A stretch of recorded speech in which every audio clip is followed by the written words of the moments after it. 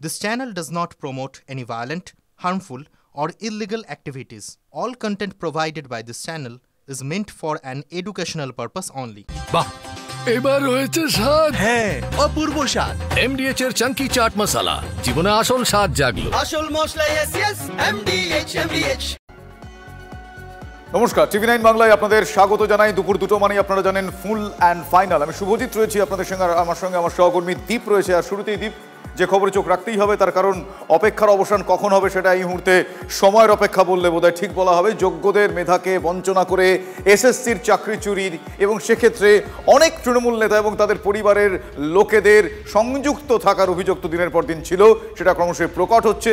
একটু পরেই চিহ্নিত অযোগ্যদের তালিকা প্রকাশ করবে এসএসসি। সূত্রের দাবি যে এসএসসির এই চিহ্নিত অযোগ্য শিক্ষকের মোট সংখ্যা 1803। তাদের মধ্যে অনেকেই তৃণমূল কংগ্রেস নেতা, অনেকে আবার তৃণমূল ঘনিষ্ঠ আত্মীয় স্বজন, খুব নিকট আত্মীয় এমনও রয়েছে। দাগিদের তালিকায় তৃণমূলের এক অঞ্চল সভাপতির নাম পাওয়া যাচ্ছে, নাম রয়েছে পূর্ত কর্মাধ্যক্ষের ছেলের। তৃণমূল নেতার স্ত্রীর নাম রয়েছে এই দাগিদের তালিকায়। বিধায়কের মেয়েও চাকরি বাগিয়েছেন এই দুর্নীতির মাধ্যমে। একটু ডিটেল কথা বলতে হবে আমার সহকর্মী সুমন মহাপাত্র এই মুহূর্তে আমাদের সঙ্গে রয়েছেন। সুমন, নির্ধারিত সময় কিছুক্ষণ আগে পর্যন্ত আমরা যেটা জানছিলাম যে 1:30 নাগাদ হয়তো জানা যাবে। এখনো পর্যন্ত এসএসসি সূত্রে কি জানা যাচ্ছে, আর কতক্ষণ অপেক্ষা জানতে যে চিহ্নিত অযোগ্য কারা? বিকেলের আগেই এসএসসির তালিকা প্রকাশ হবে তেমনটাই আমরা এখনো পর্যন্ত জানতে পারছি। পুরো প্রসেসটা একটু ডিলেড হচ্ছে, তার কারণ চেয়ারম্যান তিনি বেশ কিছু পর্যালোচনা করছেন এবং তারপর তিনি অফিসে ঢুকে কিন্তু এই তালিকা প্রকাশ করবেন, যেটা আমরা জানতে পারছি ওয়েবসাইটে তখন আপলোড হবে। এবং এই তালিকার মধ্যে কমপক্ষে 1803 জন, এবং ওই পুরো সংখ্যাটা যদি এক্সপায়ার্ড প্যানেল এগুলো জুড়ে যায় তাহলে 1900-র কাছাকাছি হবে। সেই রকম যারা চাকরি পেয়েছেন এবং যাদের চাকরি বাতিল হবে তার কারণ তারা দাগি, সেই তাদের কিন্তু তালিকা প্রকাশ হবে। এবং সেখানে কিন্তু দেখা যাচ্ছে তৃণমূল নেতার স্ত্রী, বিধায়কের মেয়ে, পূর্ত কর্মাধ্যক্ষর ছেলে, অঞ্চল সভাপতি খোদ, এরকম অনেকেই তৃণমূল নেতা রয়েছেন যারা চাকরি বাগিয়ে নিয়েছিলেন, যারা কিন্তু আজকে দাগির তালিকায় পড়বেন এবং তাদের চাকরি বাতিল হবে, টাকা ফেরত দিতে হবে। সুমন, এক্ষেত্রে কিছু বক্তব্য আমাদের কাছে আছে, আমি একবার শোনাবো দর্শকদের। পিসিআরকে বলবো একটু শোনাতে। যারা চাকরি চুরি করলো এসএসসি বোর্ড এবং রাজ্য সরকার, তাদের বিরুদ্ধে সুপ্রিম কোর্ট কী ব্যবস্থা নেয় এবং যারা অযোগ্য তাদের বিরুদ্ধে সুপ্রিম কোর্ট কী ব্যবস্থা নেয়। আমাদের এই অযোগ্যদের তালিকা যদি আগে প্রকাশিত হতো তাহলে এই মামলা এতদূর গড়াতো না। সুতরাং আজ অযোগ্যদের তালিকা প্রকাশিত হচ্ছে। এসএসসির যিনি চেয়ারম্যান তিনি হলফনামা দিয়ে বলছেন 15,800 জন আনটেন্টেড অর্থাৎ যোগ্য, তাহলে তাদেরকে সার্টিফাই করে যোগ্য চাকরি ধারাবাহিকতা সহ ফেরানো হচ্ছে না কেন? কেন তাদেরকে আবার রাজ্য সরকার বোর্ড এসএসসির চাকরি চুরির দায় পাপ মুছে ফেলার জন্য নতুন করে যারা ফ্রেশ চাকরি প্রার্থী আছে তাদের সাথে কেন বসানো হচ্ছে? এই প্রশ্ন সুপ্রিম কোর্টের প্রতি এবং বিচারপতিদের প্রতি আমরা দৃষ্টি আকর্ষণ করছি। জেলায় জেলায় তৃণমূল নেতারা দোকান খুলে বসেছিলেন এবং সেই দোকানে অনেকেই টাকা দিয়ে, অনেকে হয়তো ব্যক্তিগত সম্পর্কের জোরে, অর্থাৎ বিধায়কের স্ত্রী বা এরকম কেউ থাকতে পারেন, তারা চাকরি পেয়েছে এবং এদের বিরুদ্ধে তদন্ত হওয়া উচিত। এবং এই সরকার যে পুরোদমে দুর্নীতিগ্রস্ত এবং এই সরকারের দুর্নীতি ছাড়া অন্য কিচ্ছু করতে পারে না, সেটা কিন্তু আরো একবার প্রমাণ হয়ে যাবে এই লিস্টটা যদি বেরোয় এবং এই লিস্টে যদি এই নামগুলো থাকে। ঘটনাটা তো অনেকদিন ধরেই চলছে, পলিটিক্যাল ন্যারেটিভ তৈরির চেষ্টা। সিবিআই এতদিন তদন্ত করলো, কাউকে শাস্তি বিধান করতে পারলো না, বলছে নাকি অনেক দুর্নীতি হয়েছে। তারপর সুপ্রিম কোর্ট বলছে দাগিদের তালিকা প্রকাশ করো, সেইখান থেকে মুখ ঘুরিয়ে থাকলো সিবিআই। নিজেদের দায়িত্ব ছিল তারা করলো না, দিল এসএসসির ওপর যে করেই হোক তোমরা প্রকাশ করো। এখন পর্যন্ত সেই 36 না 26 হাজারের মধ্যে জানা যাচ্ছে 1700-1800 নাম আছে নাকি। আমার নিজের ধারণা মামলার রেস শেষ হয়নি, এখনো চলবে অনেক দিন।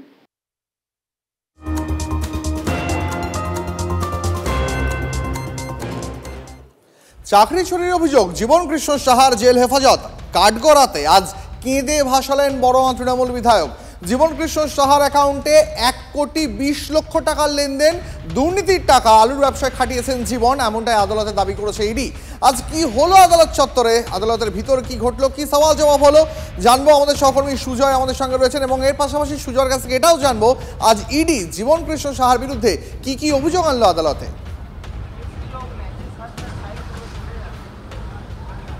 দেখো দীপ, প্রথমেই জানাই আজকে ইডির তরফ থেকে জীবন কৃষ্ণ সাহাকে নতুন করে নিজেদের হেফাজতে অর্থাৎ ইডি হেফাজতে নেওয়ার আবেদন জানানো হয়নি। তার সপক্ষে ব্যাখ্যা দিয়েছে ইডি আইনজীবী। তাদের বক্তব্য যে জীবন কৃষ্ণ সাহা গত 6 দিন ইডি হেফাজতে থেকে তদন্তে কোনো সহযোগিতা করেননি, তিনি মুখ খুলছেন না। তাকে হেফাজতে নেওয়া মানে কার্যত সময় অপচয় করা। তাই সময় অপচয় না করে ইডি তাদের মতো করে তদন্ত এগিয়ে নিয়ে যেতে চায় এবং জীবন কৃষ্ণ ততক্ষণ সেই জন্য থাকুক জেল হেফাজতে, সেই আবেদন ইডির তরফ থেকে জানানো হয় এবং আদালত সেই আবেদন মঞ্জুর করে আগামী 12 সেপ্টেম্বর পর্যন্ত জীবন কৃষ্ণকে জেল হেফাজতে রাখার নির্দেশ দেন। এবার ইডির আইনজীবী যেটা সওয়ালে জানিয়েছেন যে 2010 সাল থেকে এখনও পর্যন্ত অর্থাৎ আজ পর্যন্ত জীবন কৃষ্ণ সাহার যে ব্যাঙ্ক অ্যাকাউন্টগুলি রয়েছে সেখানে 1,20,00,000 টাকার লেনদেন পাওয়া গিয়েছে। তার মধ্যে কিছু সন্দেহজনক লেনদেনকে তারা চিহ্নিত করেছেন, যার সঙ্গে দুর্নীতির সম্পর্ক থাকতে পারে সেটা তারা খতিয়ে দেখছেন। দ্বিতীয়ত, যেটা আগেই আমরা জানিয়েছিলাম যে জীবন কৃষ্ণ সাহা আদ্যপান্ত ব্যবসায়ী পরিবারের ছেলে, কিভাবে টাকা বাড়াতে হয় সেটা তার স্পষ্ট জানা এবং সেই কারণেই তদন্তকারীরা বলছেন যে জীবন কৃষ্ণ সাহা সম্প্রতি অর্থাৎ গ্রেফতারের আগে তিনি আলুর ব্যবসাতে নেমেছিলেন। কীরকম ব্যবসা?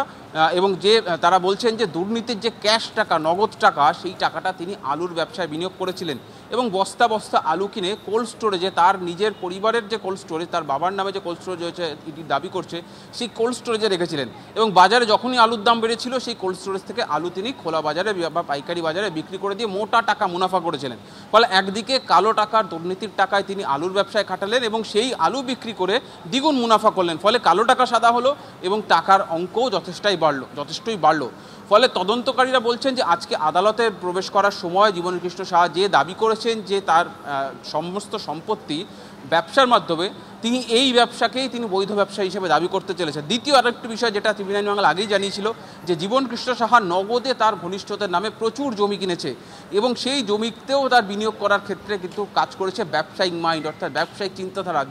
জমিতে ইনভেস্ট করলে, বিনিয়োগ করলে নিশ্চিত সেই জমির দাম বাড়বে এবং সেক্ষেত্রে কালো টাকাও সাদা হয়ে যাবে। সেই জমিগুলোও কেনা হয়েছিল দুর্নীতির টাকাতেই এবং পরবর্তীতে সেই জমি বিক্রি করে দেওয়া হচ্ছিল, দ্বিগুণ মুনাফাও করছিলেন জীবন কৃষ্ণ সাহা।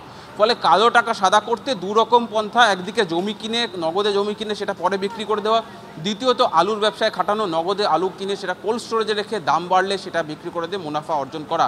এই পদ্ধতিতে জীবন কৃষ্ণ সাহা কালো টাকা সাদা করেছেন, কিন্তু এখনো পর্যন্ত তার নামে সরাসরি কোনো কিন্তু সংস্থা অর্থাৎ ব্যবসায়িক লেনদেন তারা পাননি, যেটা জীবন কৃষ্ণ সাহা দাবি করছেন। এখনো পর্যন্ত তার নামে কোনো রেজিস্টার্ড সংস্থা বা যে সেল কোম্পানি, ভুয়ো কোম্পানি, সেটা তারা পাননি। বেশ, ধন্যবাদ সুজয়। ব্যবসা করে টাকা করেছি কোর্টে ঢোকার সময় দাবি করেন জীবন কৃষ্ণ সাহা। শুনুন তার বক্তব্য। 10 বছর ধরে ব্যবসা করে, 10 বছর ব্যবসা করে বিজনেস পরিবার পিসি নামে কি সম্পত্তি কিনেছিলেন? 10 বছর ধরে ব্যবসা করে, 10 বছর ব্যবসা করে বিজনেস পরিবার পিসি নামে কি সম্পত্তি কিনেছিলেন? ইডি ডিমান্ড আজকে জেসি চেয়েছে। 6 দিনের বিশেষ কিছু ডেভেলপমেন্ট দেখলাম না। তৃতীয়বার আমাকে ডেকে তার এক্সপ্লেনেশন চাইতে পারতেন, অর্থাৎ তার ব্যাখ্যা চাইতে পারতেন, তো তারা চাননি। তাদের কাছে পাওয়ার আছে, তো তার পাওয়ারের অ্যাপ্লাই করেছেন। এন্ড অফ দ্য ডে এসে এই 6 দিন পরে ওনারা দেখেছেন যে আর ডি স্টেজ যে ইনভেস্টিগেশনে একার কাস্টোডিয়াল ইন্টারোগেশনের দরকার নেই। আমরা শুরুর দিন থেকে বলছিলাম this is a fit case, এখানে কোনো কাস্টোডিয়াল ইন্টারোগেশনের দরকার ছিল না। একটা সিদ্ধান্ত নেব যে আগামী দিনে আমরা বেল ফাইল করছি কিনা এবং কবে করছি। ডেফিনেটলি তো আমরা বেল ফাইল করব। বহুতল আবাসনে বুথ নিয়ে কমিশনের প্রস্তাবে নারাজ তৃণমূল। বুথ বিন্যাস নিয়ে সিইও দফতরের সর্বদলীয় বৈঠকে কমিশনের প্রস্তাবের বিরোধিতা করেন অরূপ বিশ্বাস। কেন বেসরকারি জায়গায় বুথ, এই কারণ দেখিয়ে বিরোধিতা তৃণমূল প্রতিনিধিদের। বুথে আপনার এজেন্ট থাকলে সমস্যা কোথায়, পাল্টা প্রশ্ন কমিশনের। বিরোধীদের অভিযোগ বছরের পর বছর বহুতলের বাসিন্দাদের হুমকি দিয়ে ভোট দিতে দেওয়া হয়নি, তাই এখন সেই ভোট হারানোর ভয় পাচ্ছে তৃণমূল কংগ্রেস। সরাসরি জানবো, কথা বলবো আমাদের সহকর্মী শ্রাবন্তী আমাদের সঙ্গে রয়েছেন। শ্রাবন্তী, কমিশনের প্রস্তাবে তৃণমূল কংগ্রেসের আপত্তি কি কারণে, কিসের ভয় পাচ্ছে তৃণমূল কংগ্রেস? গতকাল যে সর্বদলীয় বৈঠক হয়েছে সেখানে রীতিমতো এই বিষয়ে কোনো হাই রাইজে এরকম বুথ করা যাবে না বলে স্পষ্ট জানিয়েছে তৃণমূল কংগ্রেস। তাদের বক্তব্য বেসরকারি জায়গায় কেন এরকম বুথ করা হচ্ছে সেই প্রশ্ন তারা তুলেছে। যদিও বিরোধীরা তাদের বক্তব্য যে হাই রাইজের ক্ষেত্রটা যদি আমরা দেখি তাহলে দেখব যে বহু মানুষ সেখানে এই অভিযোগটা করেন যে তারা বেরিয়ে এসে ভোট দেবেন, তারা ভয় পান। আবার একাংশ তাদের বক্তব্য যে বয়স্ক যারা ভোটার হয়ে থাকেন তারা অনেকটা দূরে যেতে কিছুটা হলেও তারা পারেন না। সেক্ষেত্রে বুথ যদি একেবারে হাই রাইজের নিচেই হয়, তাদের কমিউনিটি হলে হয় বা এরকম কোনো জায়গা হয়, তাহলে তাদের ক্ষেত্রে সুবিধা। এ প্রসঙ্গে তোমায় বলি যে দিল্লির ক্ষেত্রে অত্যন্ত সফল হয়েছিল কমিশন। দিল্লিতে সাধারণভাবে ভোটের হার অনেকটা কম হয়, যেটা আমাদের রাজ্যে অন্যান্য যে জেলাগুলো তার তুলনায় কলকাতার যদি আমরা ভোটের হার দেখি সেটা দেখবো আমরা অনেকটাই কম। সেই ভোটের হার যদি বাড়ে, যাতে বাড়ে, তার জন্য এই হাই রাইজগুলি বেছে নিতে চেয়েছে কমিশন এবং তার জন্যই এই ভাবনা। কিন্তু প্রথম দিন যখন নির্বাচনের সঙ্গে এর কোনো সংযোগই নেই, গতকালের যে সর্বদলীয় বৈঠক ছিল আর সেখানে শুধুমাত্র বুথ বিন্যাসের কথা হয়েছে, সেখানেই যদি এই আপত্তি উঠে আসে তাহলে ভবিষ্যতে সত্যিই কি আগামী সময়ে যে আগামী বছরে যে নির্বাচন রয়েছে সেখানে কি আদৌ হাই রাইজে এরকম বুথ করা সম্ভব হবে, সেই প্রশ্নটা ইতিমধ্যেই উঠছে। বেশ, ধন্যবাদ শ্রাবন্তী।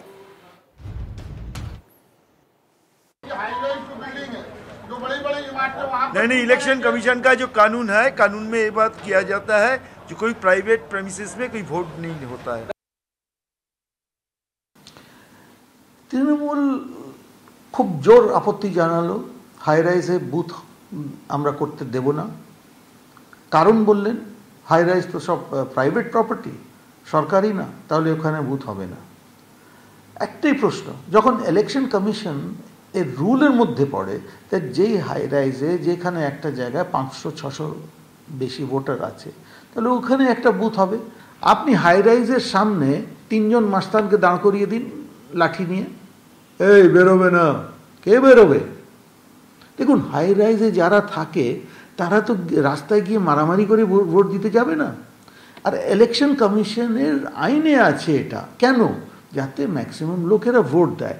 আমার তো একটাই প্রশ্ন তৃণমূলকে, তার মানে আপনি ধরে নিয়েছেন হাই রাইজের কেউ আপনার সমর্থক না, তাই জন্যে তো আপনি বলছেন না এটা আমরা হতে দেব। হাই রাইজে যদি বুথ হয় তাহলে সেই সমস্ত হাই রাইজ বিল্ডিং বুথ করার যদি কোনো অপশান থাকে তাহলে সেখানে না হওয়ার কি কারণ আছে, আর বাধা দেওয়ারই কি কারণ আছে? তার কারণ তৃণমূল এত প্রো পিপুল, এত কাজ করেছে এবং যাদের সামনে মানে মমতা ব্যানার্জির মতন ভাবমূর্তি সম্পন্না একজন নেত্রী রয়েছে, তাদের ভোট তো দেবে মানুষ, নাকি অন্য কোনো পন্থা বা পদ্ধতি তারা অবলম্বন করে বা করে তারা নির্বাচনের বৈতরণী পার হয়ে বলে কি তাদের এই সমস্ত যন্ত্রণা? সাউথ সিটি বলে যে বুথ আছে, সাউথ সিটি ইন্টারন্যাশনাল স্কুলে যে বুথ হয় রাজবিহারী বিধানসভায়, সেখানে কোনোদিনও শুনবেন না ভোট লুট হয়েছে। তার কারণ খুব স্ট্রাকচার সিস্টেমে ভোটিংটা হয়। সাধারণ মানুষ তার নিজের নিজের ফ্ল্যাট থেকে নামেন, ভোটদান করেন, বেরিয়ে যান। কিন্তু অন্যান্য জায়গায় বেশ কিছু জায়গায় রয়েছে যেখানে ভোট লুট হয়। তৃণমূল সেই ভোট লুটগুলো করান, মৃত ভোটাররা ভোটদান করেন, অনেক কিছু করেন সেখানে। সেই সুযোগগুলো হয়তো হবে না, সেই জন্য অবজেকশন তৃণমূলের। এখানে হলে আমি মনে করছি ওরকম হবে না, আমার অনেক সিকিউরিটি আছে, প্রপার ব্যবস্থা হবে, একদম ডিসিপ্লিনে ভোটটা হবে আমি মনে করছি। হ্যাঁ, আর না, যেমন আমাদের তো এখানে অনেক সিকিউরিটি থাকে, আর আশা করি গভর্নমেন্ট থেকে আমাদেরও সিকিউরিটি নিশ্চয় ওরা দেবে ভোটের জন্য। আমাদের এখানে সোসাইটিতেও সিকিউরিটি আছে, তো ওটা থেকে অনেকটা আমরা বেঁচে থাকতে পারবো, কোনো অসুবিধা হবে না আমাদের। না, কোনো পার্টি আমি মনে করছি না ঝামেলা হবে সোসাইটির ভিতরে করলে। আর তাতে খুবই ভালো হেল্প হবে আমাদের, আমরা শান্তিপুষ্টভাবে ভোট দিতে পারবো। বাইরে অনেক লোক যায় না, আর এখানে হলে সবাই আমরা নিজে চেষ্টা করে সবাইকে ভোট করাতে হবে, ভোট পার্সেন্টেজ অনেক বাড়বে। और इलेक्शन कमीशन जो चाहता है कि percentage of vote that will be very high, more than 90% in this booth. Matua মহাসংঘের যে প্যাড, রাইটিং প্যাড, সেই প্যাডে বিজেপি বিধায়কের বিরুদ্ধে অনুপ্রবেশের অভিযোগ তুলে এবার মমতা বালা ঠাকুরের তোপে দলের নেতা। মতুয়া সংগঠনের সম্পাদক এবং বনগাঁ পুরসভার তৃণমূল কাউন্সিলর প্রসেনজিৎ বিশ্বাসকে শোকজ করলেন মমতা বালা ঠাকুর। অনুমতি ছাড়াই পদক্ষেপ নেওয়ায় তাকে শোকজ করা হয়েছে। নিঃশর্ত নাগরিকত্বের দাবি এবং সেই দাবিতে আন্দোলন করছেন মতুয়ারা। অনুপ্রবেশ বিতর্কে অশোক কীর্তনিয়ার মতো সমস্যায় পড়তে পারেন অনেক মতুয়াই। সেই কারণেই কি অভিযোগ জানানো দলের নেতা মমতা বালা ঠাকুরের রোষের মুখে পড়লেন? এই প্রশ্ন কিন্তু এক্ষেত্রে উঠছে। কি বলেছেন তিনি একবার শোনাবো আপনাদের। এটা আমরা জানি না, আমার অল ইন্ডিয়া মতো মহাসংঘ জানে না। ওটা ব্যক্তি হিসেবে প্রসেনজিৎ বিশ্বাস এটা করেছিল। আমরা সেটাকে নিয়ে অল ইন্ডিয়া মতো মহাসংঘ রেজলিউশন নিয়েছি, মিটিং করেছি। মিটিং করার পর সিদ্ধান্ত হয়েছে যে না, এই ধরনের যদি কাজ করে তাকে শোকেস করতে হবে। আমরা প্রসেনজিৎকে বিশ্বাসকে আমরা শোকেস করেছি অল ইন্ডিয়া মতো মহাসংঘের থেকে। 2002-এর ভোটার তালিকায় বনগাঁ উত্তরের যে বিজেপি বিধায়কের নাম থাকলেও তার বাবার নাম নেই সেখানে। এমনই অভিযোগে মহকুমা শাসকের কাছে মতুয়া মহাসংঘের বনগাঁ মহকুমা কমিটির পক্ষ থেকে একটা ডেপুটেশন দেওয়া হয়, যার নেতৃত্বে ছিলেন কমিটির সম্পাদক এবং তৃণমূল কাউন্সিলর প্রসেনজিৎ বিশ্বাস। এরপরই প্রসেনজিৎকে শোকজ করেন মমতা বালা ঠাকুর। এটা সত্যি কথা, এটা আমি বনগাঁ মহকুমা কমিটির পক্ষ থেকেই আমি ডেপুটেশনটা করেছি। আমি যেহেতু একজন আইনজীবী, আমি দেখলাম যে দেশে যে হারে এসআইআর নিয়ে চিৎকার চেঁচামেচি হচ্ছে, সাধারণ মানুষ ভীত সন্ত্রস্ত হচ্ছে, সেই জন্য আমি এইটাই বলতে চেয়েছি যে একজন বিধায়কের এই অবস্থা, তার বাবার নাম ভোটার লিস্টে নেই 2002 সালে, সাধারণ মানুষের কোনো ভয় নেই, এই মেসেজটা দেওয়ার জন্য আমি করেছি। আর যদি আমি কোনো ভুল করে থাকি, তার জন্য সংগঠন যা তার পদক্ষেপ নেবে আমি তার উত্তর আমি দেব।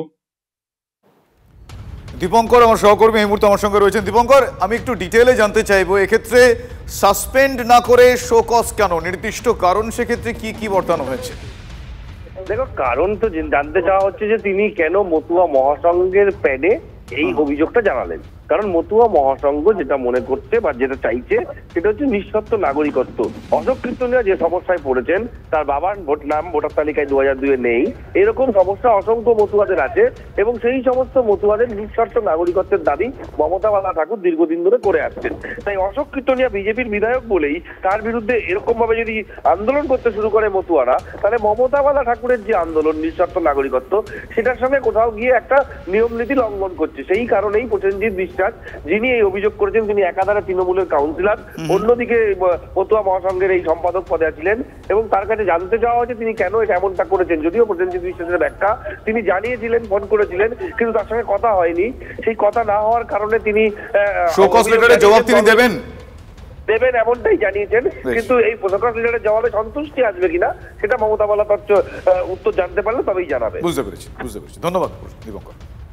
প্রসেনজিৎ বিশ্বাস যেটা বলেছিল সম্পূর্ণ মিথ্যা কথা বলেছিল। দ্বিতীয় কথা হচ্ছে, মমতা বালা যিনি তৃণমূলের সাংসদ, উনি তো উদ্বাস্তুদের ভালো চায় না।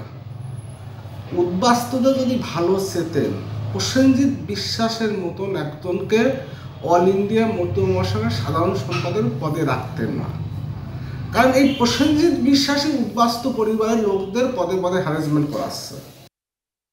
তৃণমূলের প্রাক্তন উপপ্রধানের মদতে জাল সার্টিফিকেট তৈরির অভিযোগ। ওদলাবাড়িতে জাল শংসাপত্র কাণ্ডে এখনো পর্যন্ত গ্রেপ্তার 2 পঞ্চায়েত প্রধানের সই এবং পঞ্চায়েত অফিসের স্ট্যাম্প জাল করে শংসাপত্র বানানোর অভিযোগ। গত 5ই আগস্ট দক্ষিণ ওদলাবাড়ির কয়েকজন বাসিন্দার নামে মোট 6টি ওয়ারিশ শংসাপত্র তৈরি করা হয়। শংসাপত্রগুলির তথ্য আসল নথির সঙ্গে মিলছে না, এমনটাই অভিযোগ ওঠে। অভিযোগ দায়ের করা হয় মাল থানায়। এই ঘটনায় এক সাইবার ক্যাফের মালিক সহ 2 জনকে গ্রেপ্তার করেছে পুলিশ।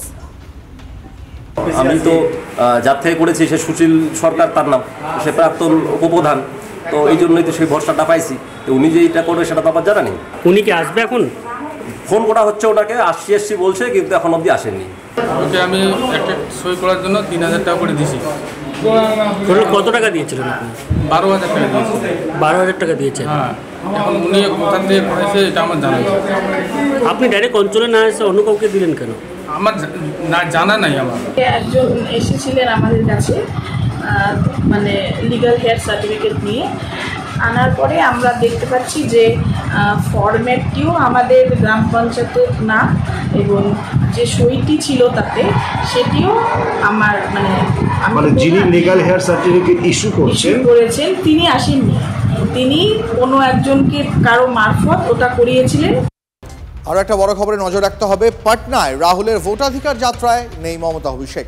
1 সেপ্টেম্বর পাটনায় ভোটাধিকার যাত্রার সমাপ্তি অনুষ্ঠানে মমতা অভিষেককে আমন্ত্রণ জানানো হয়। সূত্রের খবর, আমন্ত্রণ পেলেও যাচ্ছেন না মমতা বা অভিষেক। তৃণমূল কংগ্রেসের তরফে যোগ দেবেন ইউসুফ পাঠান, ললিতেশ ত্রিপাঠী। দিল্লিতে বাসভবনের অনুষ্ঠানে তৃণমূলকে আমন্ত্রণ জানান রাহুল। সেই আবেদনে সাড়া দিলেও রাহুলের কর্মসূচিতে শেষ পর্যন্ত থাকছেন না মমতা অভিষেক।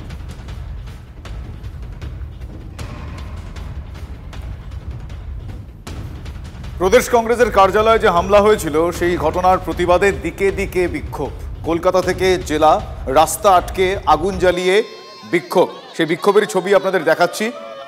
কংগ্রেস কর্মী সমর্থকদের বিক্ষোভ, দিকে দিকে এই বিক্ষোভে তারা সামিল হয়েছেন। প্রদেশ কংগ্রেসের দফতরে, তাদের কার্যালয়ে যেভাবে হামলা চালানো হয়, প্রধানমন্ত্রীর মাকে কটূক্তি করা, সেই মন্তব্যের পরিপ্রেক্ষিতে পরিস্থিতি উত্তপ্ত হয়ে ওঠে। তারপর বিজেপি কর্মী সমর্থকরা কংগ্রেস কার্যালয়ের সামনে তারা ভাঙচুর করেন। তারা সেখানে রাহুল গান্ধীর যে ফ্লেক্স, যে পোস্টার ছিল, সে পোস্টারের কালি লাগিয়ে দেন। তারপর দিকে দিকে আবার পাল্টা কংগ্রেস কর্মী সমর্থকদের বিক্ষোভ। শুরুতেই তারা মৌলালি মোড়ে অবরোধ করেন, তারপর দিকে দিকে তাদের সে অবরোধ, তাদের বিক্ষোভ কর্মসূচি, কুশপুত্তলিকা দাহ করছেন তারা, টায়ার জ্বালিয়ে বিক্ষোভ দেখাচ্ছেন জেলায় জেলায়। আপনারা জানেন যে গতকাল টিম শুভেন্দুর বিজেপির নেতারা গিয়ে আক্রমণ করেছে বিধান ভবন, ভাঙচুর করেছেন, কালিমালিপ্ত করেছেন বিধান রায়ের ছবি, রাহুল গান্ধীর ছবি এবং মল্লিকার্জুন খাড়গের ছবি। প্রদেশ কংগ্রেস সভাপতি কড়া নিন্দা করেছেন, খোলা চিঠি দিয়েছেন এবং সেই মোতাবিক ওনার নির্দেশ অনুসারে গোটা পশ্চিমবঙ্গ জুড়ে গতকাল প্রতিবাদ হয়েছে, আজকে প্রতিবাদ হচ্ছে। আজকে দক্ষিণ কলকাতা জেলা কংগ্রেসের প্রতিবাদ। এরপরেই 2:30টার সময় বিধান ভবন থেকে মহা মিছিলের ডাক দেওয়া হয়েছে এবং সকলকে আসার অনুরোধ আমরা জানাচ্ছি। প্রদেশ কংগ্রেসের দফতরের তাণ্ডব, এখনো পর্যন্ত গ্রেপ্তার 3, কিন্তু এখন অধরা বিজেপি নেতা রাকেশ সিং। তিনি দাবি করছেন দলেরই একাংশ তাকে নাকি ফাঁসানোর চেষ্টা করছে। কে, কার বিরুদ্ধে অভিযোগ তুলছেন তিনি জানার চেষ্টা করবো আমাদের সহকর্মী সৌরভ ঘোর কাছ থেকে। তবে তার আগে আরো একবার আপনাদের জানি রাখি, ষড়যন্ত্র করে খুনের চেষ্টার মামলা রুজু করেছে পুলিশ, তাকে মিথ্যে মামলায় ফাঁসানো হচ্ছে, এই দাবি করেছেন রাকেশ সিং। শুনুন তার অভিযোগ। मेरे ऊपर में जो जुर्म दिया गया है कि हम अटेम्प्ट टू मर्डर, मतलब धारा 307, ये धारा लगाया गया है। राहुल गांधी के मुंह पे काला दाग लगाने के जुर्म में 307 वार कलकत्ता पुलिस। हम लोग लॉयल कार्यकर्ता हैं, ईमानदार कार्यकर्ता हैं, हमको डरने का जरूरत नहीं है। जो डरता है वो हारता है। और इसी तरीके से हमारे जो पदाधिकारी लोग कल से जो कंस्पिरेसी किए हुए हैं कि राकेश सिंह गिरफ्तार हो जाएगा तो राकेश सिंह का राजनीतिक जीवन खत्म हो जाएगा, हमने जो किया ठीक किया। मेरा जो आंदोलन था पूरा शांतिपूर्वक आंदोलन था और हम जो किए एक अपने प्रधानमंत्री की मां के लिए जो किए, राकेश सिंह उसमें फक्र करता है। কথা বলবো আমাদের সহকর্মী সৌরভ রয়েছেন আমাদের সঙ্গে। সৌরভ, রাকেশ সিং অভিযোগ করছেন দলেরই একাংশ তাকে ফাঁসানোর চেষ্টা করছে। কার বিরুদ্ধে অভিযোগ করছেন তিনি, তার ইঙ্গিত কার দিকে? দেখো, রাকেশ সিং বিজেপির যে রাজনৈতিক সমীকরণ, সেক্ষেত্রে শুভেন্দু অধিকারী এবং অগ্নিমিত্রা পাল তাদের ঘনিষ্ঠ নেতা বলেই পরিচিত। এক্ষেত্রে তিনি বর্তমান যারা বিজেপি দলের রাজ্য স্তরের নেতা এবং যারা বিজেপি চালাচ্ছেন তাদের দিকে কোনো ইঙ্গিত আনছেন কিনা এটা আরো স্পষ্ট হওয়া প্রয়োজন।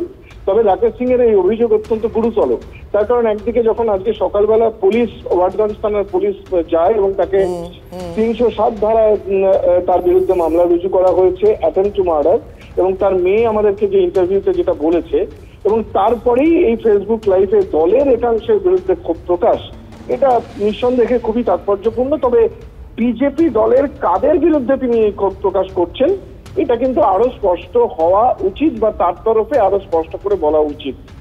বেশ, ধন্যবাদ সৌরভ। আমরা কথা বলেছিলাম বিজেপি নেতা তাপস রায়ের সঙ্গে, তিনি এই ঘটনার প্রেক্ষিতে কি বলছেন শোনাই আপনাদের। রাকেশের বিরুদ্ধে কেস নতুন নয়, বহু কেস দিয়েছে। মানে এই রাজত্বে তৃণমূল বিরোধী, সে বিজেপি হোক, সিপিএম হোক, কংগ্রেস হোক, তাদের বিরুদ্ধে সাজানো case, justice Ashok Ganguly, high court এবং সুপ্রিম কোর্টের জজ, তাকেও এই সরকার রেহাই দেয়নি। সুতরাং কেস কাছারি এরা দিতেই পারে, এবং কেস দেওয়ার জন্য যেন মুখিয়ে রয়েছে শুধু মমতার নির্দেশের অপেক্ষায় এই সমস্ত পুলিশ অফিসাররা, আইপিএস এবং নন আইপিএসরা।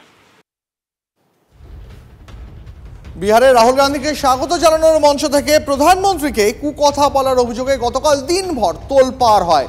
রাকেশ সিং এর নেতৃত্বে কলকাতায় বিধান ভবনে মানে প্রদেশ কংগ্রেসের সদর দপ্তরে চড়াও হন বিজেপি নেতাকর্মীরা। ছিঁড়ে দেওয়া হয় কংগ্রেসের পতাকা, ফেস্টুন, কালি লেপে দেওয়া হয় রাহুল গান্ধীর ছবিতে। সকালে ওয়াটগঞ্জের বিজেপি নেতা রাকেশ সিং এর বাড়িতে পুলিশ যায়, কিন্তু এখনো পর্যন্ত তাকে গ্রেপ্তার করা যায়নি। এখনো অধরা মূল অভিযুক্ত বিজেপি নেতা রাকেশ সিং। বিজেপি নেতা রাকেশ সিং এই মুহূর্তে তার বাড়ির সামনে কিন্তু আমরা রয়েছি, এবং বাড়ির সামনে আমরা রয়েছি, বাড়িতে লোক রয়েছেন, যদিও রাকেশ সিং ফোন ধরছেন না। আজকে রাকেশ সিং এর বাড়িতে পুলিশ এসেছিল। গতকাল কংগ্রেস অফিসে তার নেতৃত্বে যে ভাঙচুর করা হয় সেই ঘটনার পরিপ্রেক্ষিতে বিহারে যে ভোটাধিকার যাত্রা চলছে, সেইখান থেকে নরেন্দ্র মোদীর বিরুদ্ধে বিষোদ্গার এবং সেই ঘটনাকে কেন্দ্র করে দেশব্যাপী যে বিজেপির আন্দোলন, বিক্ষোভ, যা পাটনাতেও হয়েছে, গতকাল কংগ্রেস অফিসে এই বিক্ষোভ দেখান, ভাঙচুর চালান, অভিযোগ রাকেশ সিংয়ের বিরুদ্ধে। এই পরিপ্রেক্ষিতেই কিন্তু আজকে তৃণমূল কংগ্রেস পরিচালিত সরকারের পুলিশ বিজেপি নেতার বাড়িতে এসেছে। এটা রাজনৈতিকভাবে অত্যন্ত গুরুত্বপূর্ণ। একদিকে কংগ্রেসের পার্টি অফিসের ভাঙচুরকে সলিডারিটি জানাচ্ছে তৃণমূল কংগ্রেস, এবং আজকের এই যে রাকেশ সিংয়ের বাড়িতে আসা, সেখানে আইনি প্রক্রিয়ার বিষয় আলাদা, কিন্তু রাজনৈতিকভাবে নিশ্চয়ই तात्पर्यपूर्ण। कल पुलिस आके उनका जैसा है हैरेसमेंट करना, जबरदस्त किस तरह का हैरेसमेंट? ऐसा जैसे पापा बहुत बड़े क्रिमिनल हैं या उन्होंने बहुत बड़ा कोई क्राइम कर दिया, टेररिज्म कर दिया है, 50-60 लोग आके फिर ज़बरदस्ती गेट तोड़ना, ये करना। फिर हम लोग ने बहुत अच्छे से कोऑपरेट किया। अच्छा, पापा तो कहाँ, कोलकाता में हैं? हाँ, पापा घर पे ही हैं, मेरे दूसरे घर पे हैं, आराम से हैं, वो डरते नहीं हैं। और जो लोग भी सोच रहे हैं कि वो डर गए या जो भी, प्लीज़ डोंट ऐसा मत सोचिए, वो एकदम ठीक है। 307 उनके ऊपर केस डाला है। For what reason? ये कोई केस ही नहीं बनता है। वो किसी एक आदमी पे जाके अटैक करना, ये नहीं करना। इसमें मर्डर कैसे आया? नहीं, इसमें वही तो क्वेश्चन है, वही हम लोग का भी क्वेश्चन है कि इसमें मर्डर केस कहाँ से आया। अच्छा। और जो भी केस दिया जा रहा है तो इसमें ये कहाँ से दिया जा रहा है। দোষারোপ করে কোনো লাভ নেই। কংগ্রেস আবার কী করবে, তাদের আছেটাকে। কংগ্রেসের বিজেপির কোনো দরকার নেই কংগ্রেসকে হাইলাইট করার। আর করলেই বা কী হবে, স্যালাইন যতই দিন সে উঠেই দাঁড়াতে পারবে না, সে লড়বে কি। নমস্কার, আরো একবার স্বাগত আপনাকে TV9 বাংলায় ফুল অ্যান্ড ফাইনাল নিয়ে। শুভজিতের সঙ্গে আমি দীপ রয়েছি। আর ফুল অ্যান্ড ফাইনালের এই অংশে আমাদের নজর একটানা আমরা যে খবরে নজর রেখেই গেছি, দাগিদের তালিকা প্রকাশ করবে এসএসসি, কিন্তু কখন? ইতিমধ্যেই ঘড়িতে দুপুর প্রায় 2:25। সরাসরি চলে যাব, সুমন মহাপাত্র রয়েছেন আমাদের সঙ্গে। সুমন, যেমনটা তুমি একটু আগেও বলছিলে যে আজ যেই তালিকাটা বেরোবে, মানে দাগিদের তালিকা যে সময় নাগাদ প্রকাশিত হবে, তখনই একটা ছোটখাটো বিস্ফোরণের সম্ভাবনা রয়েছে। ঠিক কখন বেরোবে এই তালিকা, কিভাবেই বা বেরোবে, কিভাবে নাম থাকবে দাগিদের, ইন ডিটেইল জানতে চাইবো। দেখো, একেবারেই একটু বিলম্ব হচ্ছে, যে নির্ধারিত সময় ছিল তা থেকে পিছিয়ে গিয়েছে। এসএসসি পর্যালোচনা করছে এবং আজকেই তালিকা বেরোবে, এমনটা এখনো পর্যন্ত খবর। এবং সেই তালিকায় 1803 জনের চিহ্নিত থাকে এবং তার সাথে কিছু জুড়ে 1900 জন মতন দাগি শিক্ষকের নাম থাকবে, যারা চাকরি হারাবেন এবং যাদেরকে বেতন ফেরত দিতে হবে। সেই তালিকার মধ্যে অনেকেই এমন রয়েছেন যারা তৃণমূলের বিধায়কের মেয়ে, পূর্ত কর্মাধ্যক্ষের ছেলে, নেতার ঘনিষ্ঠ। তবে কখন সেই তালিকা বেরোবে তা নিয়ে সংশয় রয়েছে। আমরা রয়েছি এসএসসির যে অফিস, আচার্য সদন, তার সামনে। চেয়ারম্যান এখনো এসে পৌঁছননি। চেয়ারম্যান পৌঁছলেই কিন্তু তালিকা প্রকাশের তোড়জোড় শুরু হবে এবং তারপরে কিন্তু তালিকা প্রকাশ হবে, এমনটাই আমরা জানতে পারছি। দীপ, একেবারে সমান আমাদের নজর থাকবে একটা না, আমরা এই খবরে নজর রাখবো যে দাগিদের যে তালিকা আজকে প্রকাশিত হবে সেটা কখন হবে, কখন এসএসসি সেই তালিকা প্রকাশ করবে, অবশ্যই এই খবরে আমাদের নজর থাকবে। আর এখানেই সে প্রশ্নটা, সুপ্রিম কোর্টে বারবার ধাক্কা খেয়ে অযোগ্যদের তালিকা প্রকাশ করতে এক প্রকার বাধ্য হয়েছে স্কুল সার্ভিস কমিশন। এ কথা আর নতুন করে বলার অপেক্ষা রাখে না। অযোগ্যদের তালিকা প্রকাশের নির্দেশ দিয়ে রাজ্যকে ভর্ৎসনা করেছে সুপ্রিম কোর্ট। একজন দাগি নিয়োগ প্রক্রিয়ায় অংশ নিলে ফল ভুগতে হলো রাজ্যকে। কড়া বার্তা বিচারপতি সঞ্জয় কুমারের। রাজ্য ও এসএসসির ভুলের জন্যই হাজার হাজার মানুষকে ভুগতে হচ্ছে। রাজ্য এসএসসির ভুলের দায়ী করা হয়েছে সুপ্রিম কোর্টকেও। আমার সহকর্মী জ্যোতির্ময় কর্মকার আমার সঙ্গে রয়েছেন। জ্যোতির্ময়, এখনো পর্যন্ত দিনের পর দিন ডিলে করে করে করে করে দেরি করে করে করে আফটার অল এটা বলতেই হচ্ছে, তাহলে অ্যাট লাস্ট সুপ্রিম কোর্টের চাপের মুখে নথি স্বীকার করতে বাধ্য হলো, যে কারণে আজ এই চিহ্নিত অযোগ্যদের তালিকা অবশেষে প্রকাশ করতে বাধ্য হচ্ছে রাজ্য। এখন সুপ্রিম কোর্টে যে শুনানি চলছিল, সেই শুনানির সময় রাজ্য সরকার, বিশেষত আমরা স্কুল সার্ভিস কমিশনের তরফে আইনজীবী কল্যাণ বন্দ্যোপাধ্যায়কে কার্যত বাধ্য করা হয় অন রেকর্ড বলতে যে কবে এই তালিকা প্রকাশ করা হবে। খুব স্পষ্টভাবে তিনি প্রথমে যে কথা জানান, অর্থাৎ সুপ্রিম কোর্ট একেবারে সময় বেঁধে দেয় যে 7 দিনের মধ্যে এই তালিকা প্রকাশ করা হবে এবং তাকে ওখানে দাঁড়িয়ে অর্থাৎ কোর্ট রুমে দাঁড়িয়ে তাকে রেকর্ড করে বলতে হয়েছে যে কোনো টেন্টেড চাকরি প্রার্থী যারা ইতিমধ্যেই চিহ্নিত দুর্নীতিগ্রস্ত অর্থাৎ দাগী তারা কোনোভাবেই পরীক্ষায় বসতে পারবে না। এবং এর পাশাপাশি তিনি আরো যে বিষয়টি গতকালই জানিয়েছেন যে আজকের মধ্যে এই দাগীদের তালিকা প্রকাশ করা হবে, যদি কোনো ভুল হয় তাহলে সম্পূর্ণভাবে দায়ী থাকবেন তিনি, কোর্টরুমে তিনি জবাবদিহি করতে বাধ্য থাকবেন স্কুল সার্ভিস কমিশনের তরফে। এবং তার পাশাপাশি যেটা গুরুত্বপূর্ণ বিষয় যে যদি কেউ ভুলবশত অ্যাডমিট কার্ড পেয়ে থাকে এবং পরবর্তী ক্ষেত্রে প্রমাণিত হয় যে তিনি দাগী, তাহলে তার অ্যাডমিট কার্ড বাতিল করা হবে। যদি কেউ পরীক্ষায় বসে যায় কোনো দাগী, তাহলে তার পরীক্ষা বাতিল করা হবে, অর্থাৎ কোনোভাবেই যাতে দাগীরা সুবিধা না পায় সেই বিষয়টি নিশ্চিত করা হবে। কোর্ট জানিয়ে দিয়েছে যে নতুন যে পরীক্ষা রয়েছে অর্থাৎ 7 সেপ্টেম্বর এবং 14 সেপ্টেম্বর সেই প্রক্রিয়ার দিকে কড়া নজর রাখছে সুপ্রিম কোর্ট। কোনোভাবে যদি দাগীরা পরীক্ষায় বসে তাহলে সুপ্রিম কোর্ট ইন্টারভেন করবে এবং কড়া পদক্ষেপ ধন্যবাদ জ্যোতির্ময়। জানিয়ে দেওয়া হয়েছে। ভালো করি নাও চাকরি। আচ্ছা, এটাই কি ছিল বড়য়া তৃণমূল বিধায়কের চাকরি চুরির মূল মন্ত্র? চাকরি না পেয়ে জীবন কৃষ্ণর কাছে টাকা ফেরত চাওয়ার ভাইরাল ভিডিও ঘিরে শোরগোল। দেখাবো এই মুহূর্তে আপনাদের TV9 বাংলায় সেই ভাইরাল ভিডিও।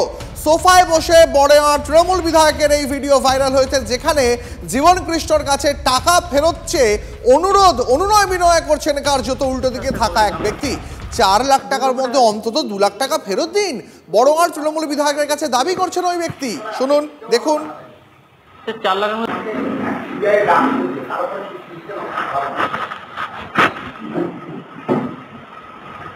টাকাগুলো নষ্ট হয়ে গেছে। আমার তো ভদ্রমাস ছিল, আমাদের ব্যবসাগুলো বিক্রি করা টাইম দিতে হবে। স্যার আপনি বললেন 4 লাখের মধ্যে 2 লাখও দেবো, তাই বললেন। কালকে এরকম প্রোগ্রাম হবে সেটা তো আমি বললেন, আমি বললাম শরীর খারাপ কবে থেকে আমরা বলছি 2 লক্ষ টাকা।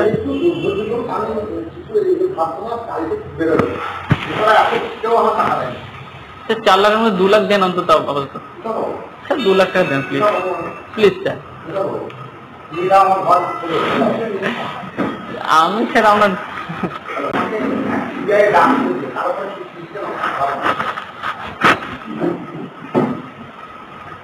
টাকাগুলো নষ্ট হয়ে গেছে। আমার তো ভদ্রমাস ছিল, আমাদের ব্যবসাগুলো বিক্রি করা টাইম দিতে হবে। স্যার আপনি বললেন 4 লাখের মধ্যে 2 লাখও দেবো, তাই বললেন। ভিডিও সামনে এসছে, টাকা চাইছে ক্যান্ডিডেট জীবনদা। পুরনো সব বাজে ভিডিও, পুরনো সব বাজে ভিডিও, পুরনো সব বাজে ভিডিও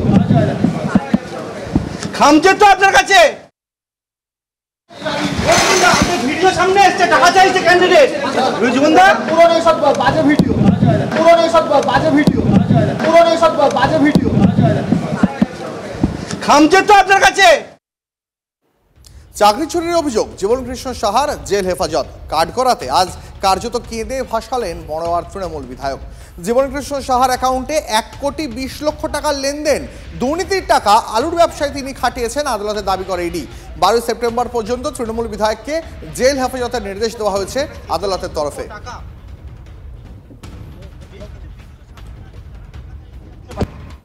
10 বছর ধরে ব্যবসা করে। আচ্ছা বলুন বলুন বলুন। 10 বছর ব্যবসা করে ম্যাডাম, বিজনেস পরিবার পিছনে নাকি সম্পত্তি কিনেছিলেন। ইডি ডিমান্ড আজকে জেসি চেয়েছে। 6 দিনের বিশেষ কিছু ডেভেলপমেন্ট দেখলাম না। তৃতীয়বার আমাকে ডেকে তার এক্সপ্লেনেশন চাইতে পারতেন, অর্থাৎ তার ব্যাখ্যা চাইতে পারতেন, তো তারা চাননি। তাদের কাছে পাওয়ার আছে, তো তার পাওয়ারের অ্যাপ্লাই করেছেন।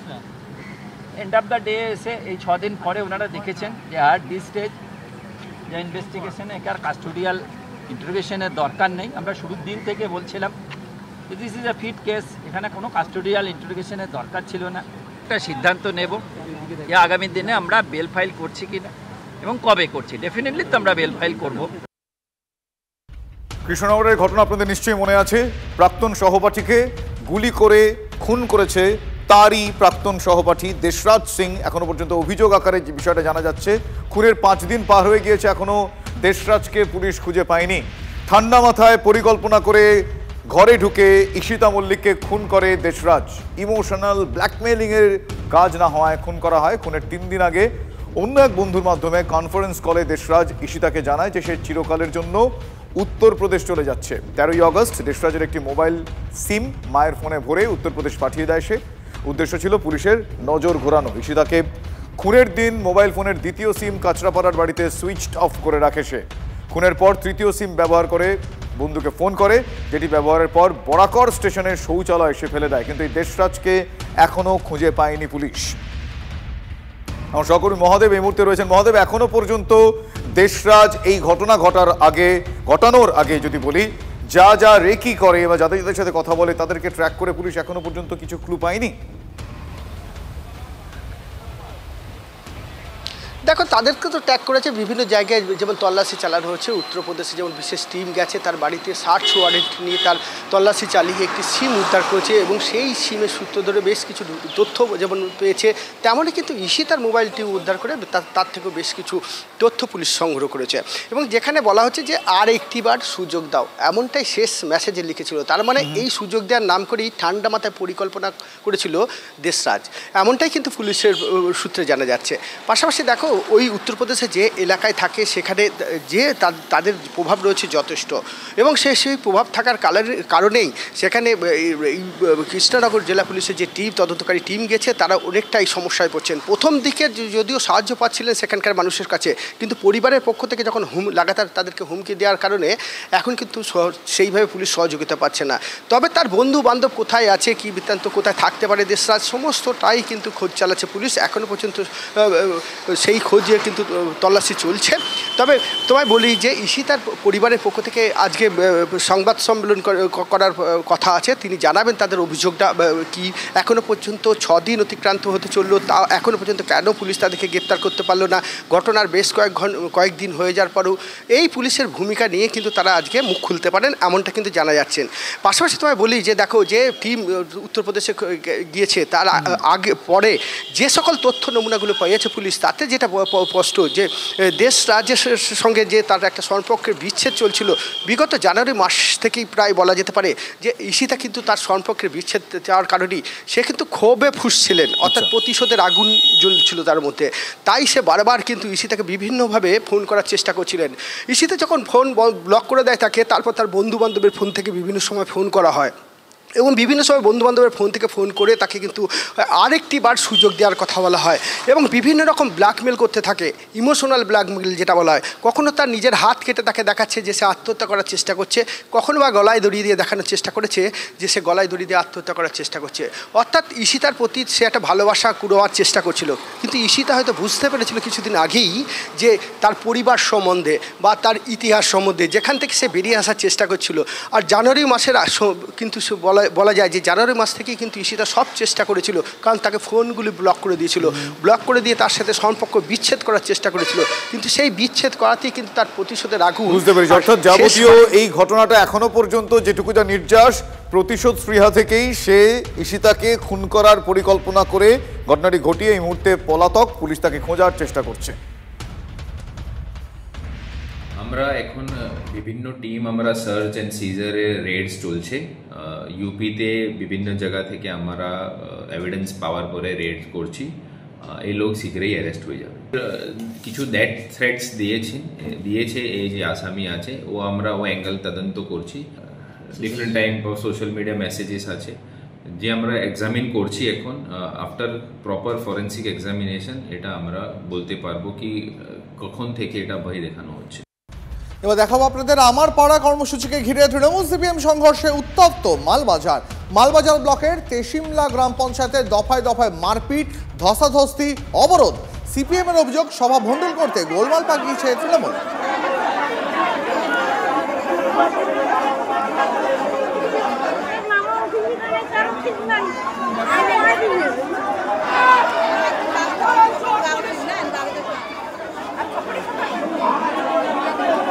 আমাদের সহকর্মী রনি এই মুহূর্তে রয়েছেন আমাদের সঙ্গে। রনি, কোন ঘটনা থেকে এই বিবাদ, এই সংঘর্ষের সূত্রপাত?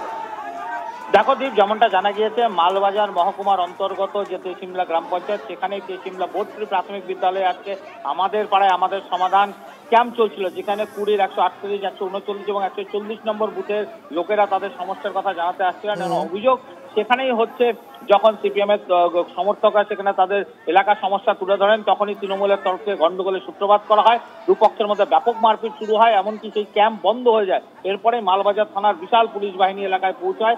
পুলিশ সেই গন্ডগোল থামানোর চেষ্টা করলে দুপক্ষের গন্ডগোল গিয়ে পড়ে পুলিশের উপরে। পুলিশের সঙ্গে শুরু হয় ধস্তাধস্তি, প্রায় 5-6 জনের মাথা ফাটে এবং হাতে আঘাত লাগে। এরপরে কিন্তু পুলিশ বেশ কয়েকজনকে আটক করে নিয়ে যায় মালবাজার থানায়।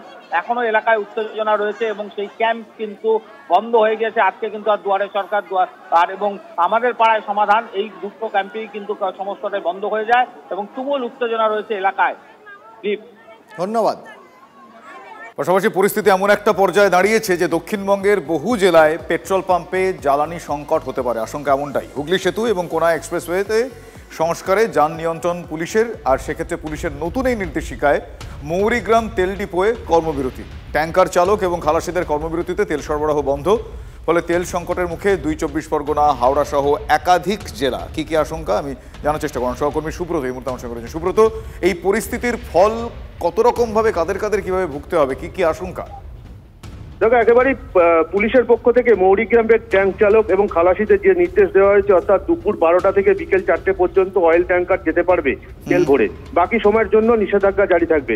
ট্যাঙ্ক চালক এবং খালাসিদের সরাসরি বক্তব্য, আগে যেখানে সকাল 9টা থেকে বেলা 11টা পর্যন্ত এবং সন্ধ্যে 6টা থেকে 7টা পর্যন্ত নিষেধাজ্ঞা ছিল, সেই জায়গায় মাত্র 4 ঘন্টা ট্যাঙ্ক চলাচল করলে তাদের পক্ষে কিন্তু সমগ্র পেট্রোল পাম্পগুলোতে জেলায় বা জেলার বাইরে অন্যান্য জেলায় তেল পৌঁছে দেওয়া তাদের পক্ষে দুষ্কর হয়ে পড়বে। ফলে আজকে সকাল থেকেই তারা সাময়িক কর্মবিরতিতে গেছেন এবং তারা বলছেন এই নিয়মের পরিবর্তন না হলে তারা কিন্তু ততক্ষণ কর্মবিরতি দিয়েছেন। এবং এই তেল যদি সরবরাহ বন্ধ হয়ে যায়, হাওড়া, হুগলি, নদিয়া সহ কলকাতা এবং বিভিন্ন জেলায় পেট্রোল পাম্পগুলো ইতিমধ্যেই বিকেলের পর থেকে ড্রাই হতে শুরু করবে এবং পেট্রোল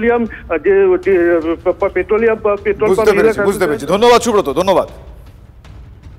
আমরা আমাদের সবাই এখানে বন্ধ করেছি আমরা পুলিশের হ্যারাসমেন্টের জন্য, ঠিক আছে? যে আমরা এরকম গাড়ি চালাচ্ছি, রাস্তাঘাটে বেরোলেই পুলিশ কেস দিচ্ছে আমাদের, ঠিক আছে? এই জন্য আমরা এখানে সবাই মিলে বন্ধ করা হয়। হ্যাঁ, এখানে তাও মোটামুটি 1000 খানেক গাড়ি হয়ে যাবে। হ্যাঁ, সবাই না বন্ধ করলে একজনের দ্বারাই কি ইন্ডিয়ান অয়েলের কিছু আমরা তো ইন্ডিয়ান অয়েল বন্ধ করিনি, ইন্ডিয়ান অয়েল খোলা আছে। আমরা নিজেরা হ্যারাসমেন্টের জন্য আমরা নিজেরা গাড়ি চালাচ্ছি, লোড করছি। আমরা আশা করছি, আমরা সিপি সাহেবের কাছে আমি নিজে অ্যাপয়েন্টমেন্ট চেয়েছি, যাব আমরা ম্যাটারটা গিয়ে বোঝাবো যাতে হাওড়া, হুগলি, কলকাতা গাড়িগুলো ঠিকমতো পৌঁছে। যদি সেকেন্ড উইক যদি বন্ধ থাকে আমাদের কোনো অসুবিধা নেই, আমরা নিবেদিতা দিয়ে গাড়িগুলোকে বার করবো। যদি লোডিং না হয় সেক্ষেত্রে হাওড়া কলকাতার পাম্পগুলো তো হাওড়া কলকাতা শুধু না, হাওড়া, কলকাতা, নদিয়া, উত্তর 24 পরগনা, দক্ষিণ 24 পরগনা, হুগলি টোটাল ড্রাই হয়ে যাবে। আপনারা জানেন বিহারে ঢুকে পড়েছে 3 জন জৈশ জঙ্গি, আর এই আবহে নদিয়ার পলাশীর প্রান্তরে গ্রেপ্তার এক সন্দেহভাজন। মনুমেন্ট চত্বর থেকে আগ্নেয়াস্ত্র, গুলি সহ আটক করা হয়েছে একজনকে। আরো বিস্তারিত এই বিষয়ে জানবো, কথা বলবো মহাদেব, আমাদের প্রতিনিধি রয়েছেন আমাদের সঙ্গে। মহাদেব, এই ব্যক্তিকে কি কারণে পুলিশ গ্রেপ্তার করলো, তার কাছ থেকে কি কি এখনো পর্যন্ত উদ্ধার হয়েছে, তার মোডাস অপারেন্ডি কি ছিল এখনো পর্যন্ত কি জানা যাচ্ছে? দেখো, যেটা পুলিশের কাছে গোপন সূত্রে খবর পায় যে এক ব্যক্তি অস্ত্র নিয়ে ঘুরছে এবং সেখানে মনুমেন্ট এলাকায়, এবং সেখানেই পুলিশ যায় এবং পুলিশকে তাকে জিজ্ঞাসাবাদ করাতেই কিন্তু তার কাছ থেকে একটি বন্দুক উদ্ধার হয় এবং তাকে জিজ্ঞাসাবাদ করার পরেই কিন্তু তার কাছ থেকে একটি গুলিও কিন্তু পাওয়া যায়। এরপরে পুলিশ তাকে গ্রেফতার করে এবং গ্রেফতার করে আজকে কৃষ্ণনগর আদালতে পাঠায়। পুলিশ সূত্রে যেটা জানা যায় যে ওই ব্যক্তি মুর্শিদাবাদ জেলায় বাড়ি, সে এখানে আগ্নেয়াস্ত্র নিয়ে এসেছিল, কিন্তু কি কারণে কি উদ্দেশ্যে নিয়ে এসেছিল তা কিন্তু এখনো পর্যন্ত স্পষ্ট নয়। তবে অসামাজিক কার্যকলাপের সাথে যুক্ত রয়েছে ওই ব্যক্তি, এমনটা কিন্তু জানা গেছে। আজ যে খবর আমাদের নজর রাখতেই হবে, গালওয়ান সংঘর্ষের প্রায় 5 বছর পর আবারও চীন সফরে প্রধানমন্ত্রী নরেন্দ্র মোদী। জাপান সফর শেষ করে এবার বেজিং এ নামছেন নরেন্দ্র মোদী। এসসিও বৈঠকের ফাঁকেই দুবার মোদী এবং জিনপিং এর মধ্যে একান্ত বৈঠকের সম্ভাবনা রয়েছে। কতটা গুরুত্বপূর্ণ সেই বৈঠক জানতে কথা বলবো এই মুহূর্তে আমাদের সঙ্গে আমাদের সহকর্মী সোমনাথ রয়েছেন। সোমনাথ, অনেক দিন পর আবার চীনা প্রেসিডেন্টের সঙ্গে বৈঠক করবেন নরেন্দ্র মোদী, কি কি বিষয় উঠে আসবে আলোচনায়? দেখো, ভারত এবং চীনের মধ্যে আলোচনা কিন্তু 2024 অক্টোবরের পর থেকে অনেক দ্রুত এবং অনেক ঠিকঠাকভাবে হচ্ছে এবং তার ফলে আমরা দেখতে পেরেছি দেবসাং এবং ডেমচকে সেনা প্রত্যাহার হয়েছে।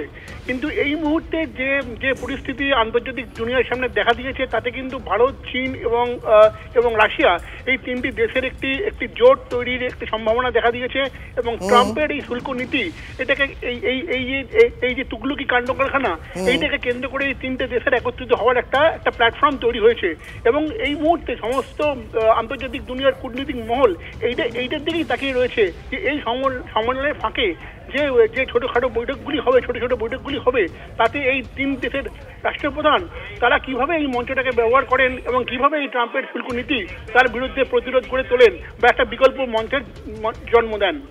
একেবারেই সোমনাথ, ধন্যবাদ।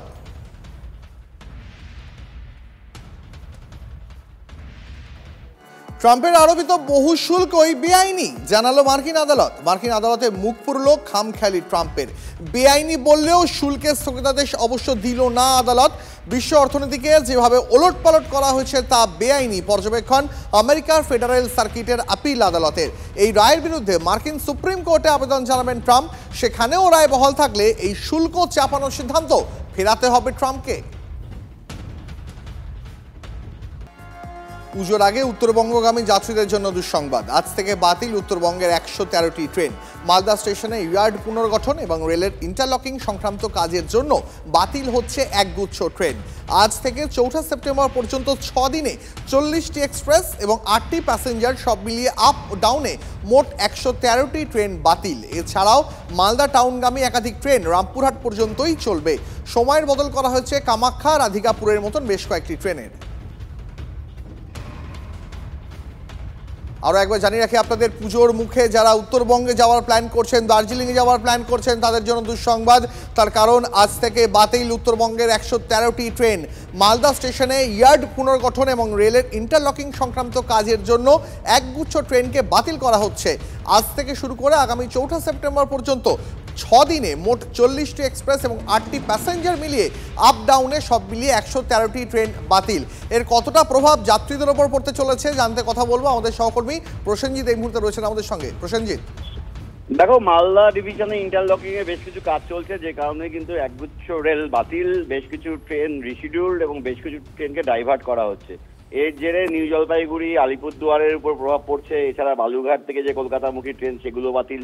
রায়গঞ্জ থেকে যে ট্রেন কলকাতার সঙ্গে যোগাযোগ রক্ষা করে সেই ট্রেনগুলো বাতিল। ফলে নিঃসন্দেহে এই জেলাগুলোর ক্ষেত্রে কিন্তু এই প্রভাব পড়তে শুরু করে দিয়েছে। আগামী ৩ তারিখ পর্যন্ত এই পরিস্থিতি থাকবে। তবে বেশ কিছু ট্রেন চলাচল করছে, কিন্তু সিংহভাগ ট্রেনগুলো এভাবে বাতিল, রিশিডিউল বা ডাইভার্ট হয়, তার একটা প্রভাব তো জনগণের উপর পড়ছেই। ধন্যবাদ। MDH চানা মশলা, এখন ছোলা হোক বা বরবটি দানা, সাদা চানা হোক বা কালো, সব রান্নাই হবে অসাধারণ।